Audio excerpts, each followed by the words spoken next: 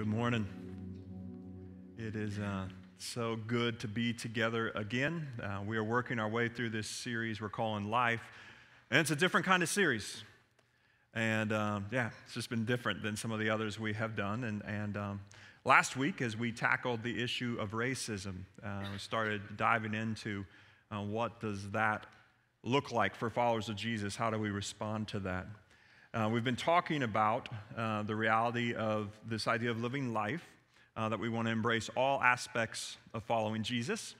And in doing that, we've been focusing these last few weeks on Matthew 25 and just, what does it look like as a follower of Jesus to live out the idea of extending mercy and justice in a world that needs it?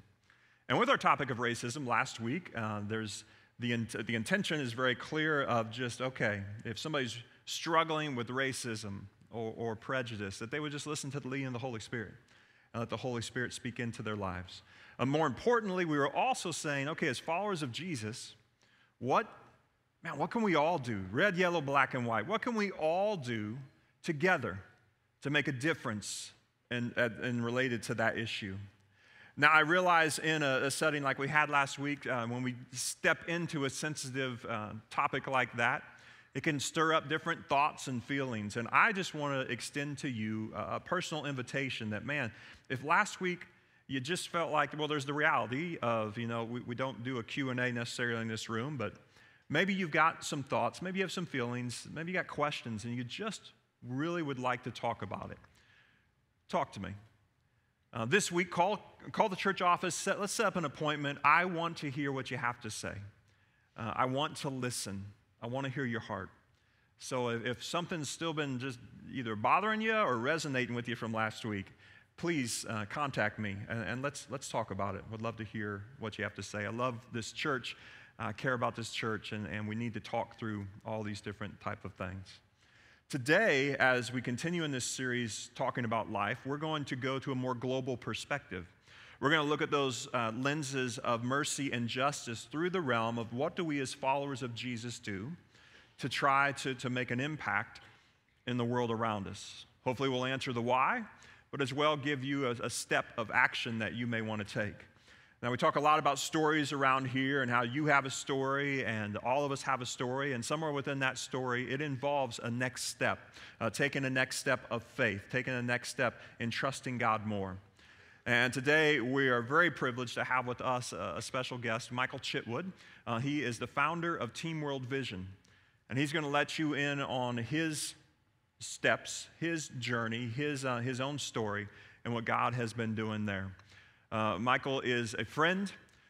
For me, personally, his brother Dan is the greatest mentor I've ever had in my life. And Dan's the kind of guy I just want to be like. Because Dan reminds me a lot of Jesus.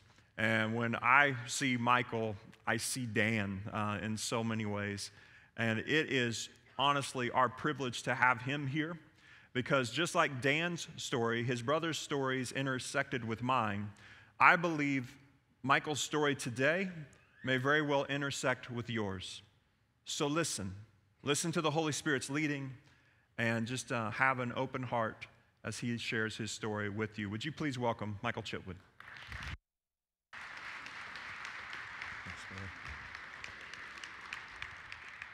Well, it's really great to be here with y'all. It's a privilege anytime I get to share a bit of my story with my brothers and sisters. So I want to start. There's a verse from Scripture that has become a hallmark in my life, and it comes from the Psalms. And every once in a while, you come across a verse that impacts you so deeply, it really shifts or changes the way you understand God's love for us. And this is one of those verses, and it's Psalm 34:18, and it says, "The Lord is close to the brokenhearted, and he rescues those whose spirits are crushed." The Lord is close to the brokenhearted, and he rescues those whose spirits are crushed. We're going to come back to that verse a little later. But first, I'd like to share some of my story with you.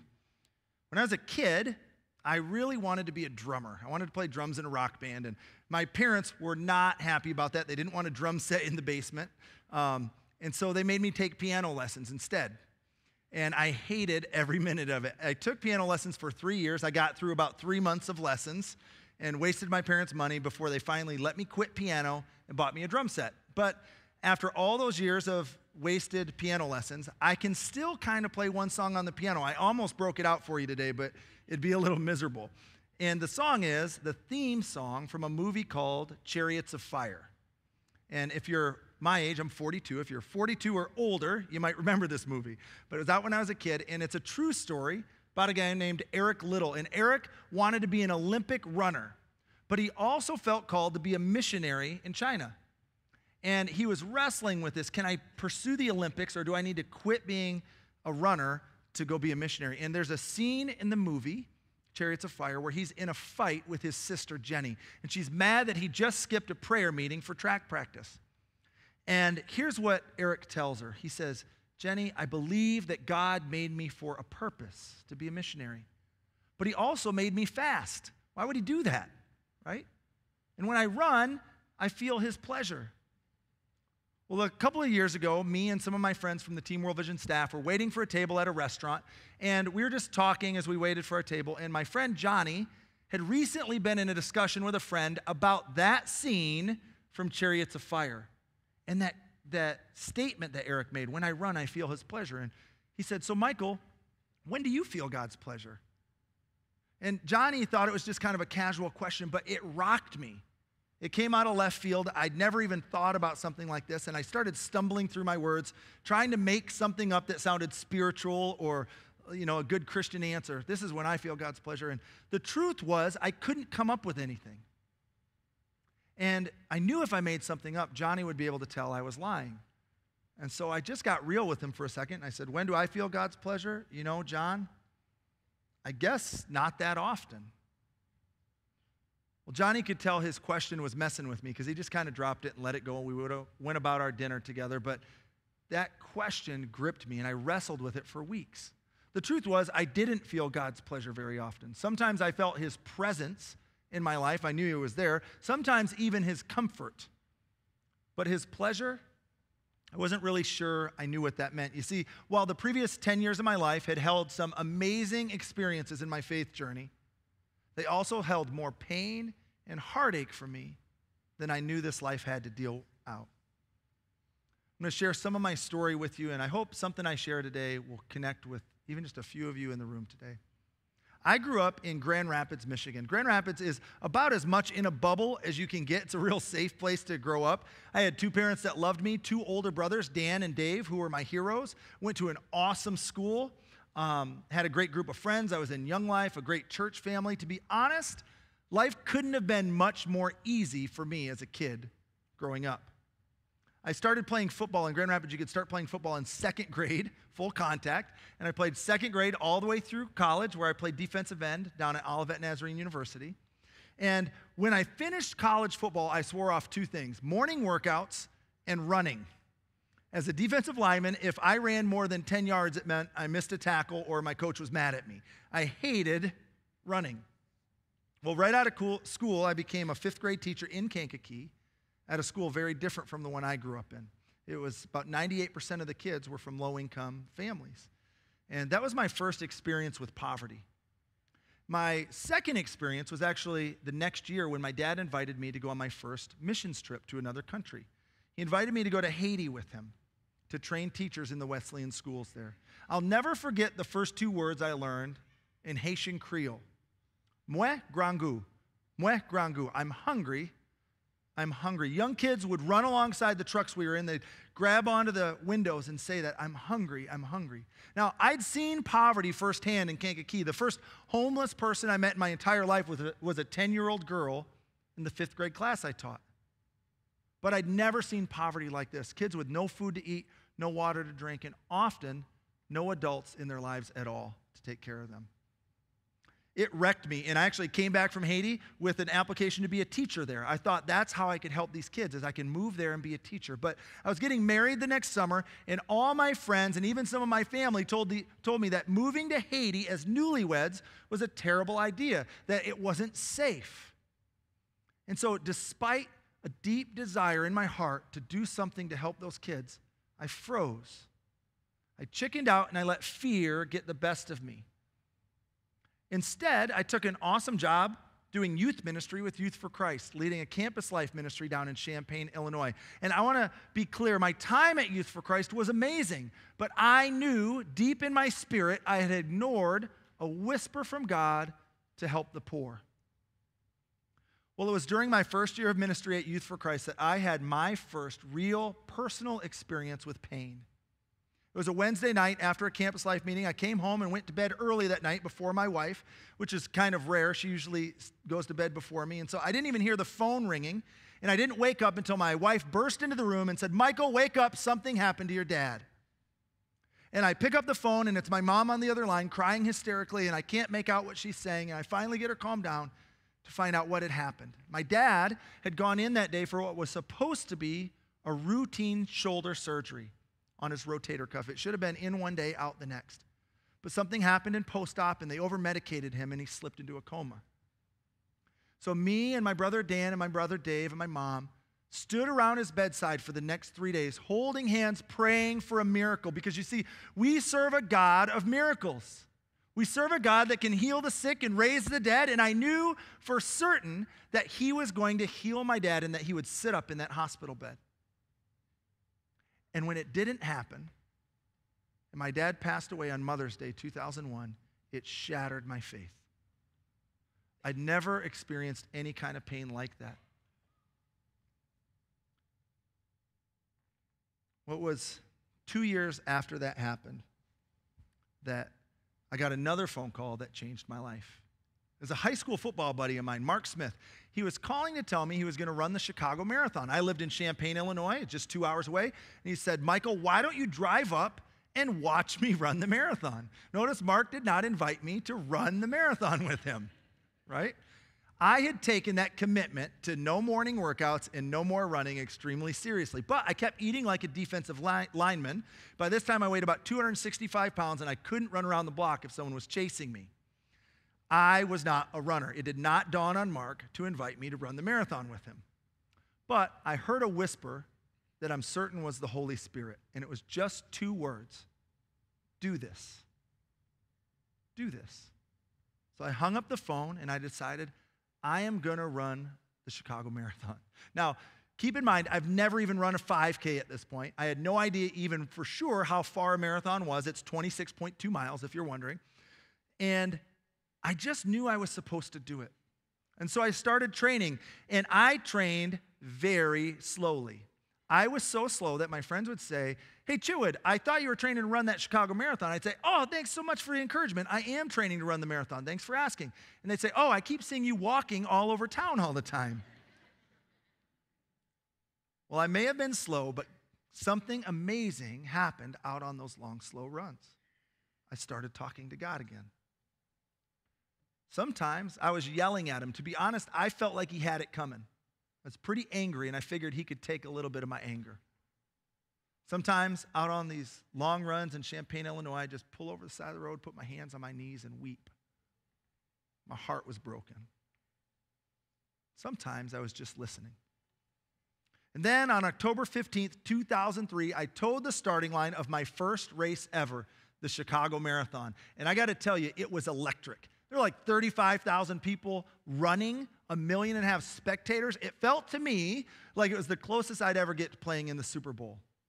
Now, there's one little snag that I didn't anticipate. Mark and I had not discussed a race strategy, but we planned to run together. Well, he had trained to run 9 minutes per mile. I had trained just to finish the race before they shut it down, which meant about 12 and a half, 13 minutes a mile. So we decided to split the difference. That did not go so well for me.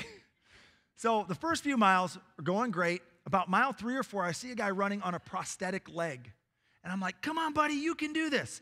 I keep running. I'm feeling great for the first 8, 10, 12 miles.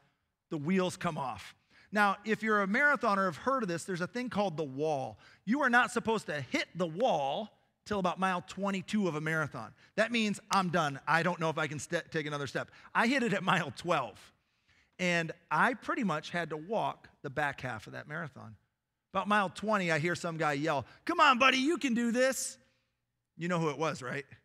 The guy on the prosthetic leg I had run past, whipping past me at mile 22.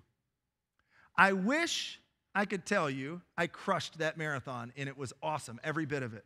But the truth is that race crushed me. It was miserable. It destroyed me. It was so much harder than I imagined it would be.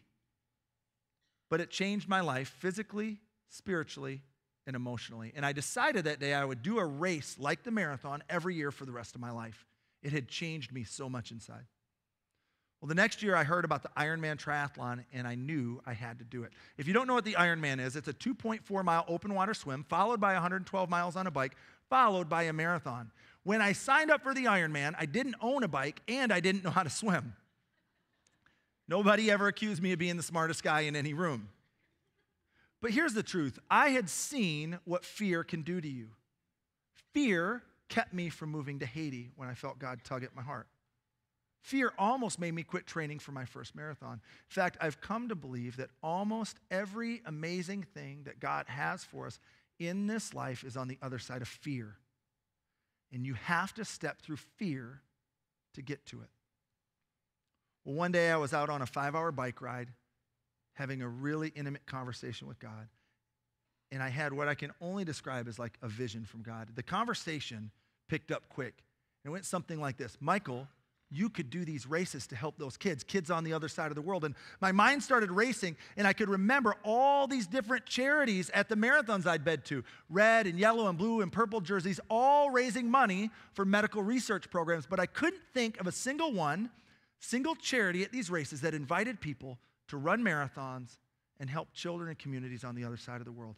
And I knew immediately this is what God was calling me to do. Not just to dedicate my next race to a global charity, but that I would get to invite thousands of people to do it with me. I raced home and went to my office at Youth for Christ. I wrote down all my ideas, and through the grace of God, I found myself at the doorstep of World Vision sharing this idea. And just a few months later, I became the first staff person for a ministry called Team World Vision, where we got to invite people just like me, people who hated running, people who were never, not me, it's not for me, okay, I'm in, to run marathons and help change the lives of kids on the other side of the planet. The first year, we only had 100 people take on the Chicago Marathon. We raised about $100,000. But over the past 12 years, we've helped 30,000 people cross finish lines and raised over $30 million for clean water projects in Africa.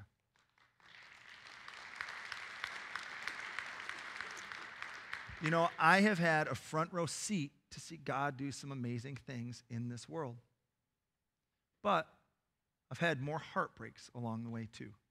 When my dad died, one of the toughest realizations I came to was that I was 25 before I experienced any real pain in my life. But I was only 25. And I realized the longer I live, the more pain and heartache I have in store for me, that there's more to come. Well, it didn't take long for more to come. In 2009, I lost my brother David to alcoholism, obesity, and depression. He was 37 years old.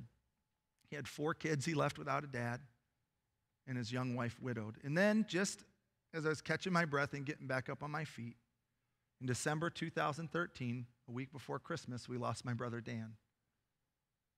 He was 45 years old. He was a pastor in Fort Wayne, Indiana, and he went upstairs to get ready for his daughter's 8th grade basketball game, and he didn't come down.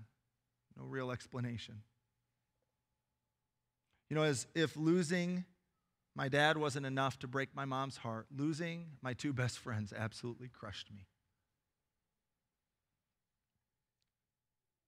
It could be that there's some of you here today who are brokenhearted and who have had your spirits crushed. I hope some of what I share in the next few minutes will connect with you. Let's go back to John's question. Michael, when do you feel God's pleasure? Maybe now you're getting a little bit of clarity of why that question didn't make sense to me. A different question kept coming to my mind. Why should I get to feel God's pleasure? What makes me so special? I thought of my World Vision sponsor child, Maureen, and her mom, Josephine, who live in a small village in rural Kenya. When I met Josephine and Maureen was only 3 years old. There she is. That's the day I met her. In their community, they had no access to safe water. In fact, Maureen and her mom had to walk 2 miles down a mountain every day to get water that wasn't even safe to drink and then haul it back up to their thatch roof mud home. Child mortality rates in their community were 50%. That means half the kids didn't live to see their 5th birthday. When Josephine's husband left her and their 8 children with no land, no money, and no hope, she worried if she'd even be able to help these kids survive. You see, when Johnny asked that question, when do I get to feel God's pleasure? I just kept thinking, when does she get to feel God's pleasure? What would make me think I had the right to? Well, a few weeks after Johnny asked that question, I gave him the best answer I could. I said, Johnny, there's a little girl in Kenya named Maureen.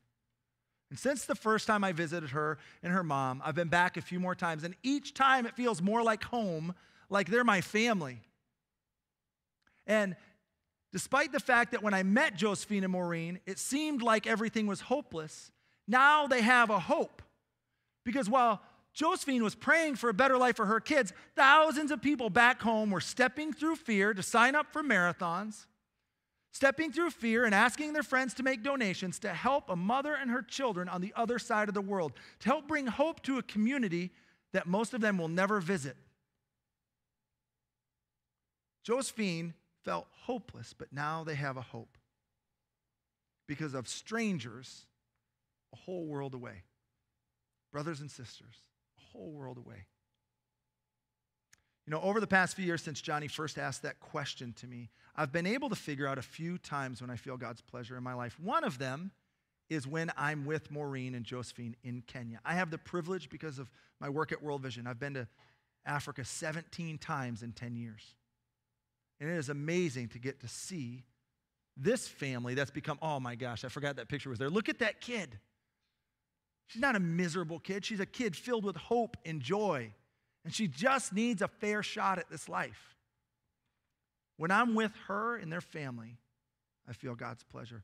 Another time, just 6 months after my brother Dan died, we gave birth to my son, Cruz. Well, my wife gave birth to him. I was there for it, I promise. This is Cruz and my wife, Danny. Cruz Justice Daniel, after my brother Dan. This kid has brought so much hope into my life. He's given me a glimpse of God's love for us. And if you're a parent, you know what I'm talking about. That your kid can show you just a small window into God's love for us. So I've realized that despite the pain and heartache I've faced, there is joy in this world still.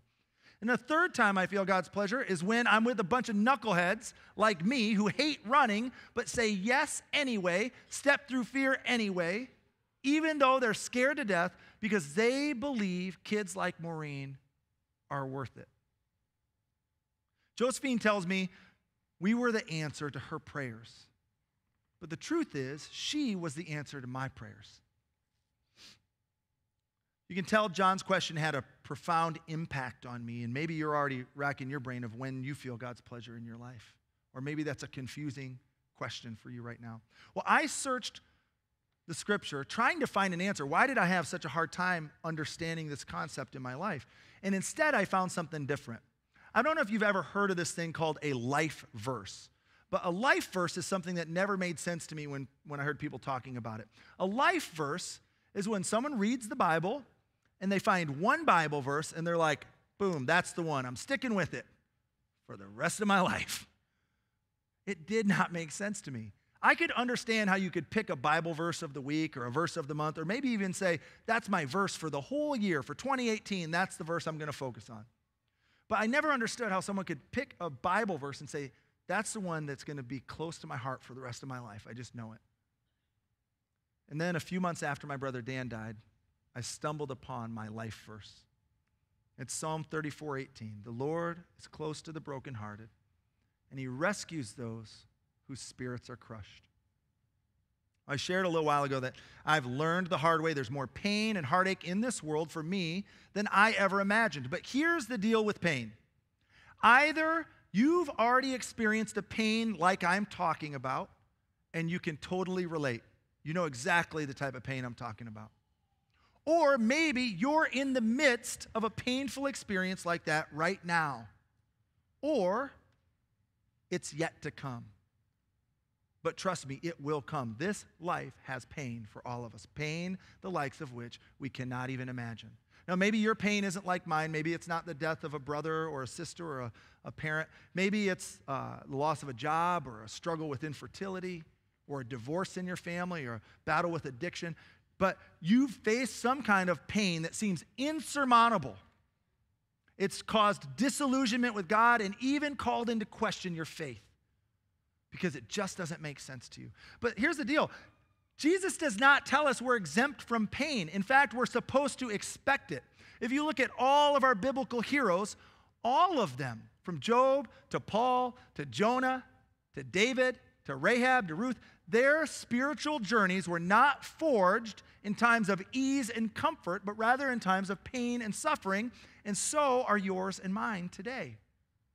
Our spiritual lives are forged in the fire, in the hard times. What does this verse say to me when I'm going through those hard times? The Lord is close to the brokenhearted, and he rescues those whose spirits are crushed. It says, when I am brokenhearted, the Lord is near me, even when it doesn't seem like he is. And when my spirit is crushed, he can rescue me. But what about others? You know, it is so easy to get caught up in our own pain. We are self-centered beings most of the time. It's easy to get caught up in our own pain. In fact, when I was a kid, when I wasn't getting my way, I would say to my parents, that's just not fair. That's just not fair, Mom and Dad. And they would say, well, Michael, life's not fair. Life's not fair. They were joking, but there's a lot of truth in that statement, isn't there? Life is not fair. We want it to be.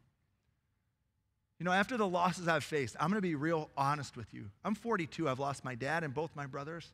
And tomorrow my mom's going in for a 2-day back surgery. Since Dan died, she's had a stroke and battled cancer.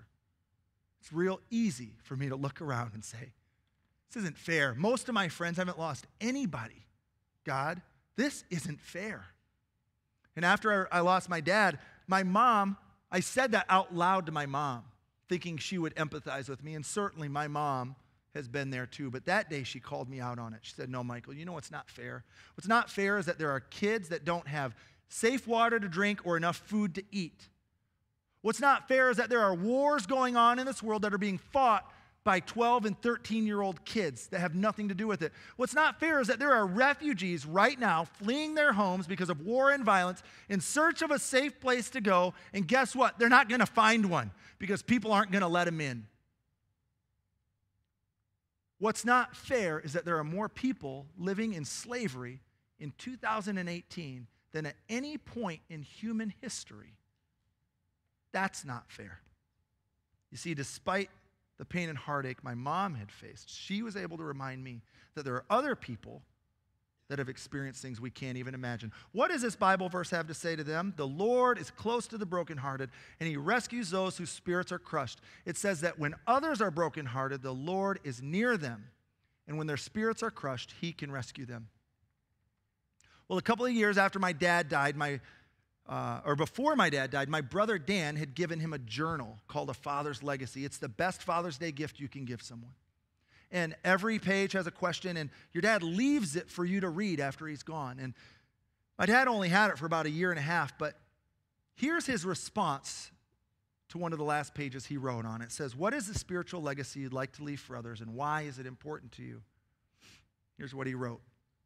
Several pages in this book were written on my Sierra Leone trip, October 2000. This is my last one on the way home, and as I sit here in a first-class seat and think back of the people on the streets of Freetown, the poverty now that I've seen in Haiti, Nicaragua, and now in Freetown has forever changed my life. The absolute luxury we enjoy in America is hard to enjoy once you've seen our fellow man living in poverty, not knowing if they'll have a next meal or when they'll have a meal. What spiritual legacy do I want to leave? Only this, that we will remember the poor and do what we can to relieve their suffering.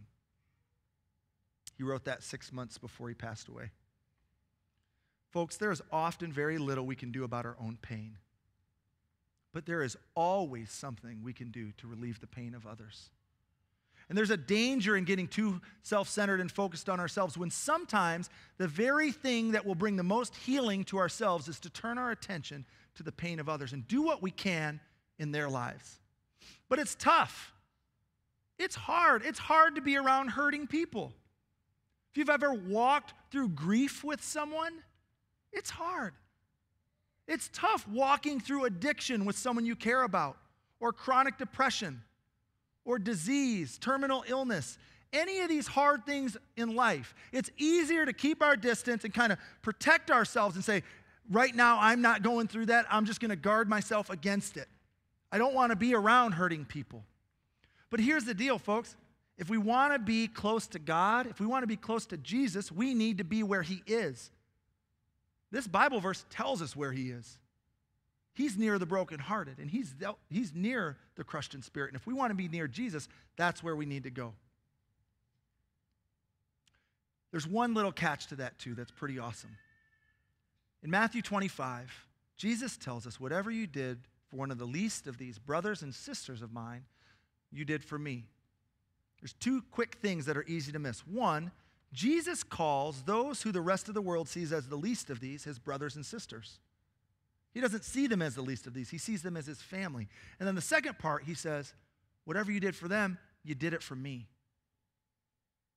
You see, when we serve a meal to someone at a homeless shelter, when we walk through grief with someone, when we run a race and raise money for a kid on the other side of the world, we're not simply being Jesus to those people, the hands and feet of Christ. We're actually spending time with Jesus. We're actually serving Jesus in those moments.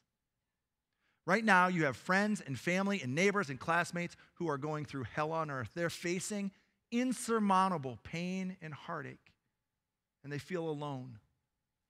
How will you meet them in their pain?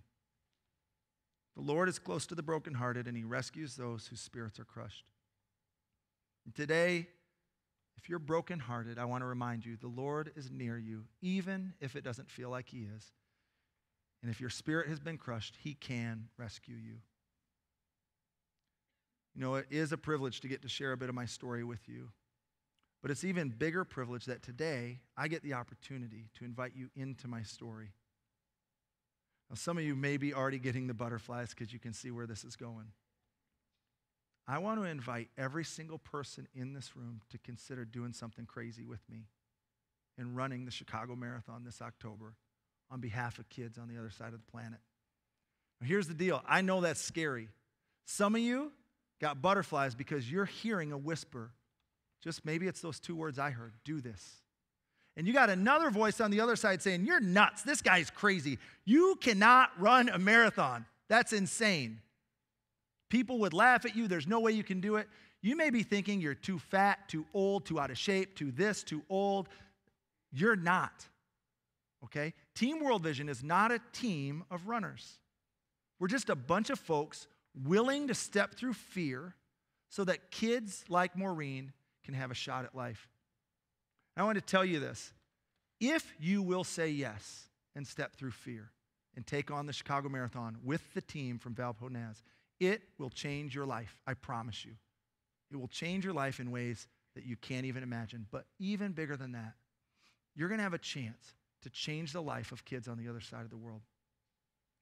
After service, right down front in these first 4 rows, we're going to have a 10-minute meeting. We already had 25 people from the first service sign up, and I can promise you they don't all look like runners. Nearly 100% of them, I said, how many of you have run before? Almost 100% said, no, I've never run before. You will not be alone on this team. If God is whispering to you, come, I want you to come to that meeting, even if you're embarrassed to come, even if you feel nervous. Don't walk out those doors today. In a minute, we're going to show a video. As you watch that video, I want you to think about this. Right now, it's late afternoon in East Africa, in countries like Kenya. There's a little girl just getting back from an all-day trek hauling a big, heavy 40-pound jerry can of dirty water. Water that could make her sick or take her life. And you've got an opportunity today to say yes to something that could change her entire future. I hope you'll consider stepping through fear and just coming to that meeting today. Thanks so much for letting me share. Check out this video. In 2006, one man heard a divine whisper that he could help the most vulnerable kids in the world by running marathons. So he said yes. He felt God ask him to invite others into the same vision, so he did. Many people felt scared of the unknown. Fear prevailed, and they said no.